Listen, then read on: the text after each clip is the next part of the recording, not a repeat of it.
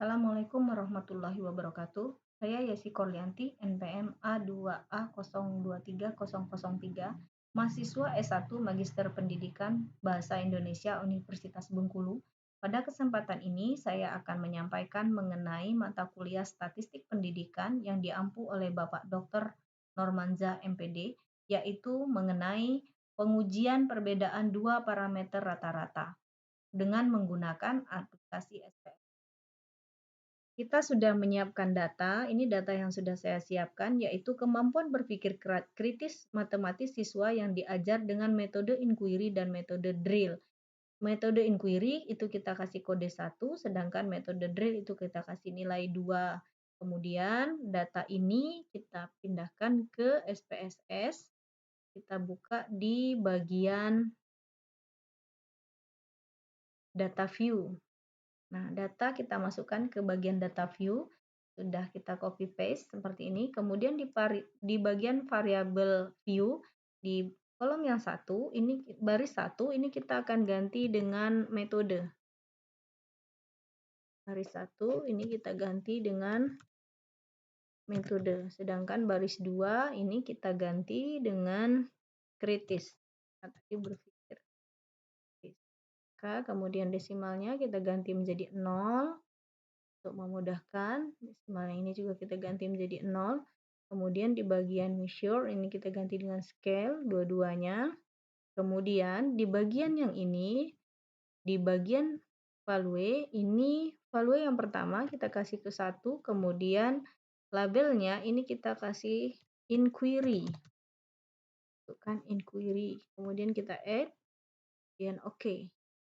Kemudian yang kedua, ini kita tuliskan value yang kedua, labelnya adalah drill.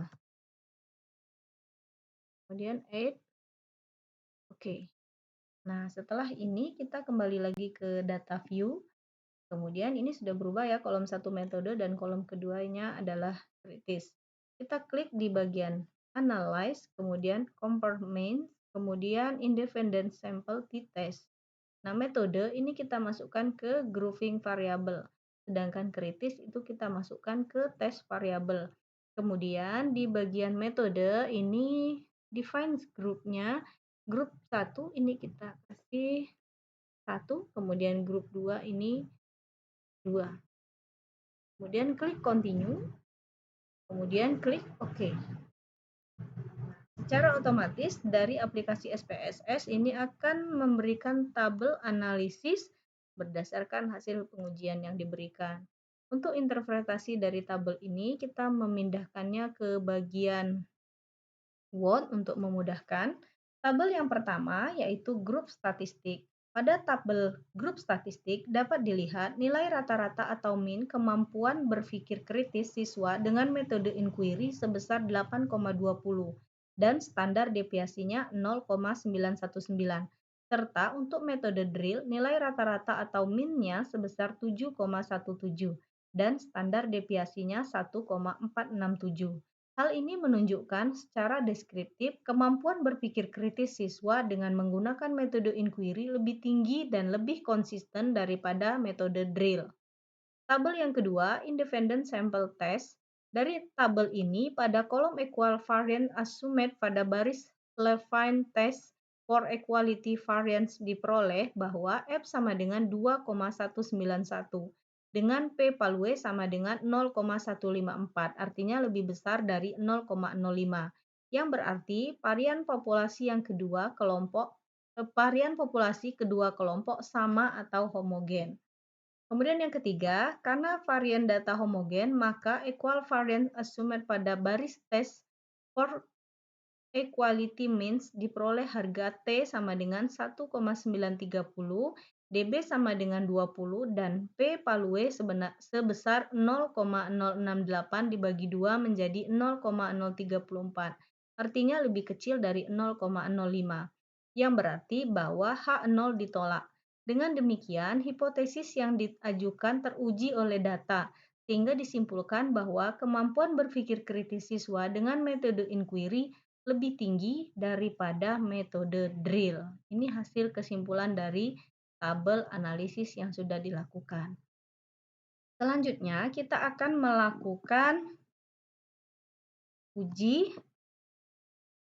Kita akan melakukan uji untuk menguji yaitu data yang sudah saya siapkan. Datanya yaitu hasil belajar teks puisi siswa sebelum dan setelah diberi media 3 dimensi.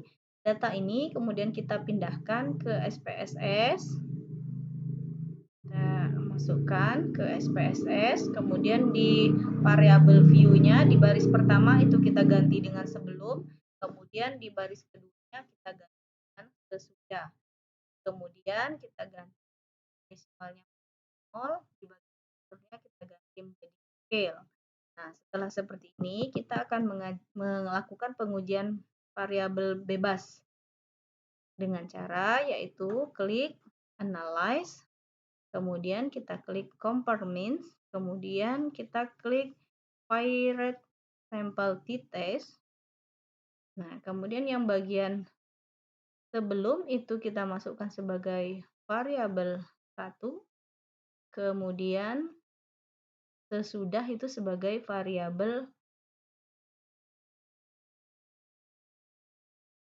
sebelum itu sebagai variabel 1 dan sesudah itu sebagai variabel 2. Kemudian kita klik OK.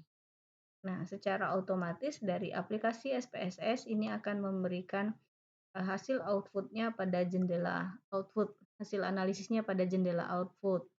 Untuk menginterpretasi tabel-tabel hasil analisis ini, saya sudah memindahkannya ke bagian Word. Ada 3 tabel dari hasil analisis ini.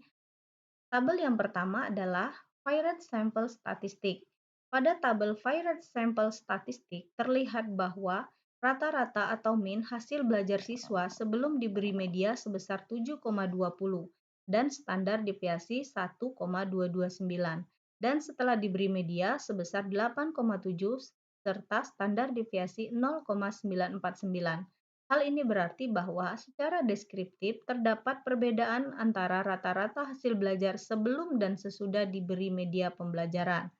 Yang kedua, dari tabel Virate Sample Correlation, pada tabel Virate Sample Correlation diperoleh koefisien korelasi skor hasil belajar sebelum dan setelah diberi media sebesar 0,629 dan p-value sebesar 0,51 atau lebih besar dari 0,05 atau disebut dengan signifikan.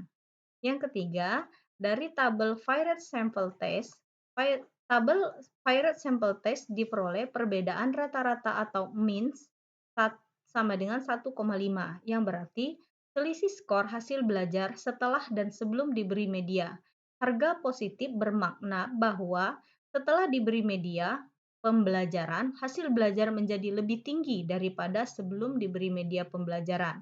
Kemudian diperoleh standar error means yang menunjukkan angka kesalahan baku perbedaan rata-rata sebesar 0,307. Selanjutnya, harga statistik T sama dengan 4,881 dengan DB sama dengan 9 dan P-value sama dengan 0,001 atau lebih kecil dari 0,05 atau H0 ditolak. Dengan demikian dapat disimpulkan bahwa terdapat perbedaan hasil belajar siswa yang signifikan antara sebelum dan sesudah diberi media pembelajaran. Demikian yang dapat saya sampaikan pada pembelajaran mengenai uji perbedaan dua parameter rata-rata. Semoga bermanfaat untuk kita semua. Wassalamualaikum warahmatullahi wabarakatuh. Terus cukup.